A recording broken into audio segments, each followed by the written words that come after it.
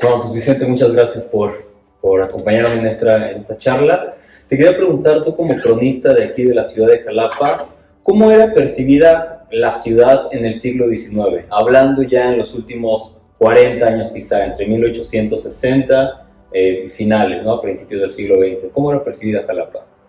Bueno, ya era percibida como una población donde había elementos muy característicos que le han dado destino a la fecha.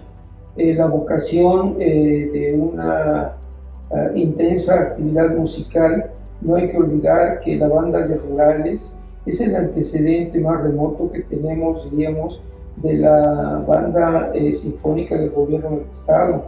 Esa banda que pasó por diversos momentos, pero que inició así los rurales, que era un modelo de policía del siglo XIX formado por el Porfiriato, que constituyó un grupo de rurales con los instrumentos de viento básicamente y cuerda, y entonces forman ese antecedente importante. De ahí que bueno, alrededor de ello, la vocación se va a ir construyendo a partir de esa vinculación con la capital del país.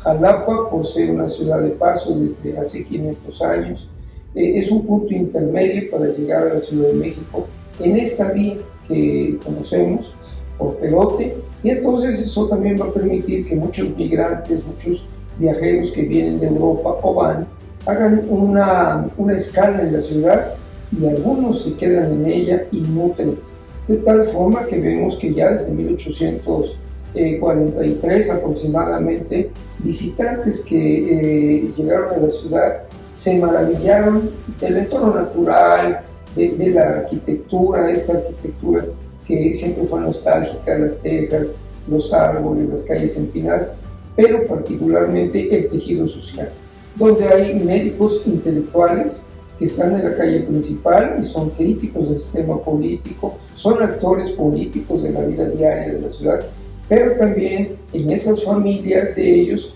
vamos a encontrar a jóvenes poetas, me refiero a damas poetas, a escritoras de novelas pequeñas, que van a aportar desde el terruño jalapeño al imaginario del México del siglo XIX elementos, diríamos, estéticos en la literatura, lo mismo que en la música. Entonces, esa continua actividad en que Jalapa destacaba, independientemente de su vida comercial, porque no olvidemos que desde el siglo XVIII Jalapa va a cobrar otro destino, otra ruta, que va a ser el comercio, en el que va el siglo XVIII a ser la villa de Jalapa, es decir, el centro comercial por naturaleza de la mercancía ultramarina, y con el paso de los años esa vocación se convierte hasta el día de hoy en una de las actividades intensas y frecuentes que le dan movilidad a una región económicamente hablando. Aparejado a ello está la siembra de la caña de azúcar en los territorios cercanos, donde a través de haciendas o modelos de fincas muy grandes se explota el producto para el comercio nacional e incluso internacional. De tal suerte que viene la pujanza del café, que ya es muy tardía en la zona de Jalapa, pero que es el centro promotor de la comercialización del café para el resto del país a través del ferrocarril interoceánico. Recuerdo que a finales del siglo XIX llega por primera vez el tren. El ferrocarril interoceánico tiene una terminal en Jalapa, se vincula el camino entre el puerto de Veracruz y la capital del país, y esto permite que la movilidad de intercambio de comercio, pero de intelectualidad, está vigente.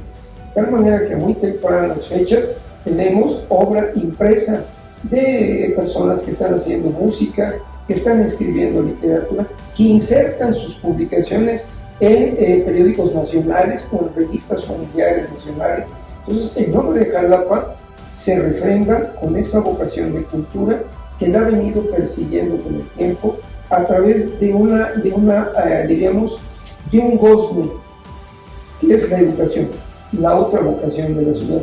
El proceso de preocuparse por una educación nace desde el siglo XVIII. Tenemos antecedentes como hay personas que van a financiar escuelas para niños pobres o hijos de población originaria, de tal manera que tenemos como la Escuela Bosa, que tiene más de 225 años y que ha venido funcionando, es decir, una trayectoria. Pero después viene el impacto importante que le va a dar el Colegio Nacional de Jalapa, que hoy conocemos como Colegio Preparatorio, donde se van a orientar en ciencias, pero también en música, también en arte. Después, bueno, aparejado, tenemos la formación de lo que va a ser la escuela industrial, que es el antecedente de la formación de las primeras maestras que van a ir a repetir este método lancasteriano de educación que impulsó Guadalupe Victoria en el país. Pero viene la joya, es decir, para 1886 da formalmente el arranque la Benemérita Normal Veracruzana. Eso le va a dar a Jalapa, junto con esta vocación cultural y esta vocación comercial, todo un destino en el que van a haber personalidades destacadísimas en cada una de las áreas. En el comercio, en la literatura, en la educación, va a ser significativo. Y entonces yo creo que hoy, al cabo del cierre de los años, en este siglo XXI, Jalapa ha refrendado bien, con tropiezos, pero ha refrendado con legitimidad su vocación de ser la Atenas de México, la Atenas de Veracruz. Muy bien. Y, por ejemplo, este intercambio que hay mucho entre Ciudad de México, Jalapa, ¿no? La llegada de intelectuales aquí a Jalapa, ¿no? ¿Cómo tú percibes las visitas, por ejemplo, de Guillermo Prieto, de Manuel Paino, ¿no? ¿Qué crees que hayan aportado? ¿Qué crees que les aportó Jalapa a ellos? ¿Y qué crees que dejaron de Ciudad de México aquí en Jalapa? Bueno, ellos van a hacer, como tú lo sabes muy bien, excursiones por el interior del país. Y el primero es Guillermo Prieto, que hace unas primeras incursiones porque justamente se identifica con aquellos valores tanto liberales, porque en Jalapa hay una cuna de liberales, estos de los que te hablé, maestros, boticarios, médicos y artesanos, pero también va a descubrir que hay una beta formidable de jóvenes mujeres creadoras y que están a la par de lo que él va desarrollando.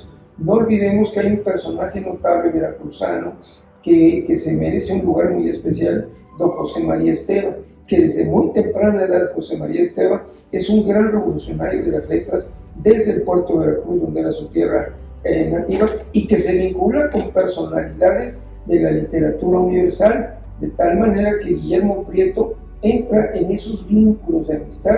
Y entiendo que el primer objetivo de Manuel Paino es ir viajando de la Ciudad de México, llegar a Puebla, que también no debemos olvidar la presencia significativa de Puebla en el quehacer, diríamos, la vertiente religiosa. Hasta 1864, Jalapa dependía eclesiásticamente del obispado de Puebla. Y bueno, hay que pensar que también en esa dinámica el intercambio de cultura, sobre todo de filosofía, fue muy importante, y un buen ejemplo tenemos con Clearco Meoneo, casi al cerrar el siglo XIX, que es el obispo Arcadio Pagasa, que es un maestro de las letras, un traductor extraordinario, que si no era originario del estado de Veracruz, tuvo la honra de ser obispo de la diócesis de Jalapa y nos aportó obras importantísimas como Virgilio y otras tantas que tradujo, como Arcade de Roma. Entonces, el tejido social de Jalapa era atractivo, de ahí que decía yo. Seguramente Manuel Paino, en esa ruta, porque le he leído más de una ocasión, él tiene el objetivo de ir a Puebla, maravillarse de esa gran capital y viajar al puerto de Veracruz. Pero son tantas las cartas de Fidel que decide detenerse, ¿no?, en Jalapa, a ver si es cierto. Incluso él no lo narra, ¿no?, de una manera muy amena, agradable, que era tanta la lluvia y la neblina que se desencantó, no alcanzaba a ver nada, ¿no?, de todas esas maravillas que le había platicado Prieto. Y bueno, sorprendentemente al día siguiente el sol le sonrió y le permitió descubrir estas subidas bajadas. De las cuales se queja Guillermo Prieto también, todos se quejan, ¿no? Que Jalapa solo de dos formas, subes, bajas o ruedas, ¿no? Claro. Y entonces, bueno, pero entonces va a entrar en esa dinámica de intercambio social, como lo vemos en su narrativa, en las casas donde es recibido, donde es atendido entre agasajos, música, pianola, las arpas de las que tanto se hablan. Es decir, recuerda que el siglo XIX va a tener una vocación muy importante en la formación de las damas. es profesionalizarlas en las labores mujeriles. O bien eran muy buenas cocineras, las preparaban para ello, muy buenas costureras o para hacer bordados de unas calidades excepcionales, o bien se dedicaban a interpretar música, y aquellas muy favorecidas por los dones de la vida, pues hacer poesía, hacer literatura. Tú has abordado algunas de ellas con esos méritos. Entonces, bueno, Guillermo Prieto después regresa y vemos que no vienen por 8 días, se queda una temporada muy larga y hacen como que un recorrido en lo que es la vida económica, las fábricas, quiénes son los dueños de las fábricas, cuántos usos tienen las fábricas. Es decir, hay un análisis económico de cómo Jalapa aporta a la economía nacional en esa dinámica, la exportación del café, los beneficios secos que tenemos, por cierto, muy cerca donde ahora estamos conversando. Todo eso aunado a esa vocación de la música que después se va a traducir ya para el siglo XX, pues bien lo sabemos, en grupos muy definidos como esta orquesta sinfónica, que ha sido pues, una de las orquestas, si no es que la más antigua que se ha mantenido en el país como un grupo musical profesional formado. Pero paralelamente hubo grupos en los primeros 30 años del siglo XX, la banda o la típica jalapeña, que era un grupo musical del maestro Salvador Martínez, que recorrió México, ¿no? Con todos vestidos a usanza de charros, llevando la música desde Jalapa para otras regiones. Es decir, hay que hacer, hay intérpretes, la señora Caraza, van a ir apareciendo una serie de actores siempre fomentados. Y hoy día, bueno, el público, como tú sabes, que Jalapa, digo de una manera muy reflexiva, es un manantial, pero es un manantial de creadores. Tenemos escuelas de alta profesionalización en música, tenemos una escuela de letras de muy buen prestigio a nivel nacional, y es decir, a la vuelta de la esquina hay un artista, hay un creador. Sí. Eso distingue a la capital desde el siglo XIX en esa estrecha vinculación, la capital del país y Jalapa como un punto intermedio que le da un valor y un significado especial en el imaginario de los mexicanos. Claro, que justo gracias a este intercambio de los grandes intelectuales que vinieron aquí en Jalapa, pues fueron creando pues pequeñas asociaciones, ¿no?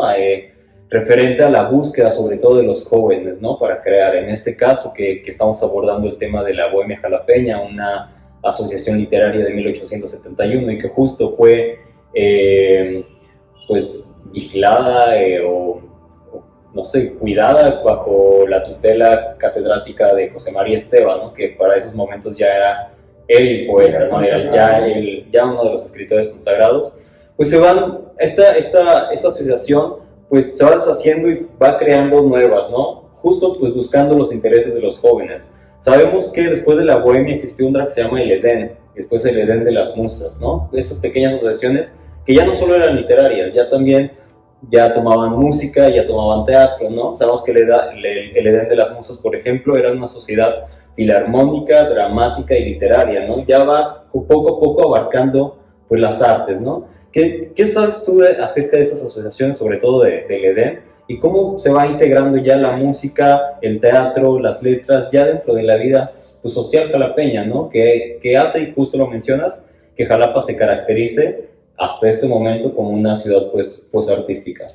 Yo creo que del siglo XIX heredamos a un gobernador del estado, que fue un caballero con una gran formación y con una gran cultura, que amó a su estado y a su ciudad. Él era porteño, pero le dedicó al estado de Veracruz todo el esfuerzo durante los años que se desempeñó al frente hasta que llegó la revolución. Fue don Teodoro Dehesa, que él va a ser un agente promotor de un cambio significativo.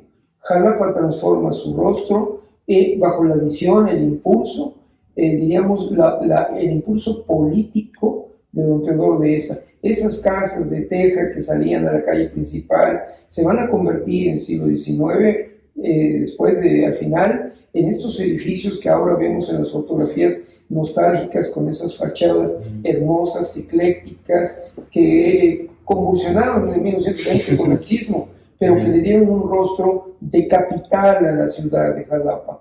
pero también va a impulsar movimientos importantes como la construcción de otros inmuebles que van a definir hasta el día de hoy las trazas urbanas de la ciudad. Sabemos que en 1910, para conmemorar el centenario de la independencia, mandó erigir el edificio de la escuela, hoy conocida como Escuela Industrial, que era superior para señoritas, con esa magnificencia que tiene.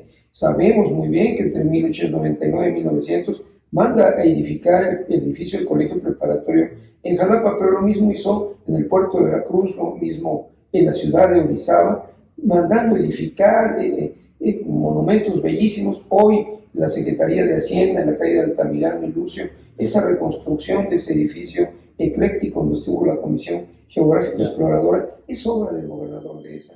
Fíjate que la Bohemia, así como tú lo has estudiado y nos has aportado investigación en torno a lo que ellos escribieron, lo que desarrollaron, bien merece en el imaginario de los jalapeños contemporáneos conocer su obra, saber quiénes fueron, que a temprana edad aportaron cosas novedosas en la literatura, que fueron tan significativas que llamó la atención, como se ha señalado, de escritores tan prestigiados como Guillermo Prieto y otros más que voltearon los ojos a Jalapa a ver qué había en materia literaria y quedaron sorprendidos. De ahí que tenemos un compromiso, yo creo que como ciudadanía y las autoridades, en que honremos a la bohemia jalapeña como este grupo de creadores intelectuales, personas que nos legaron este patrimonio y que en una de las calles, en una de las calzadas, coloquemos los nombres de todos ellos con este afán de que las generaciones nuevas